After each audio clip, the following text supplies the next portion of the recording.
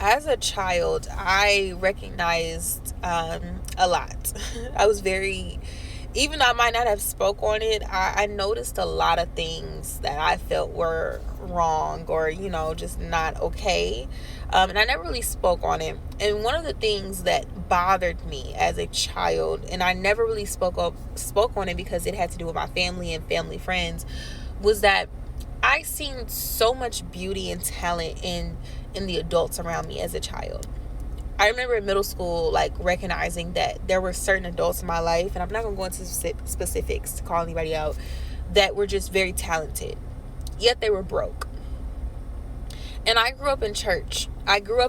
Hearing about the prosperous life and the riches and wealth and things like that. Yet I couldn't figure out how all these people had all this talent, yet they are broke. Yet we are sitting here studying a Bible that promises us riches, rubies, wealth, all of the above. God literally tells us that we're supposed to be living a prosperous life.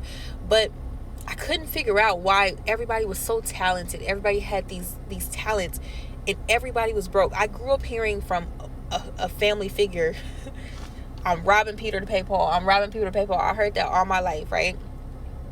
Right. And it used to bother me because I'd be like, dang, you're so talented. Like, you don't even understand how talented you are. Why are you struggling to do this? And as I've gotten older, the answer is faith. Most people have faith tatted on them. Most people have faith in their house. Most people hear the word faith. They're like, I have faith in God. But do you really? And as I got older, I realized that the reason why most people don't have their prosperous life, or they don't have riches and wealth, is because they have no faith. They think they have faith, but they don't really have faith. Faith according to God. And it's simple. Faith is going out and doing the work. That's it. Faith is going out and doing the work.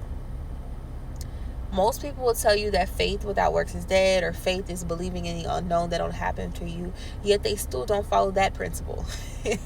And they'll tell you that. They'll tell you that that's what faith is, and then you look at their life and nothing about their life resembles faith. They might have faith in small things like a bill or rent or things like that, or faith that God is going to help somebody.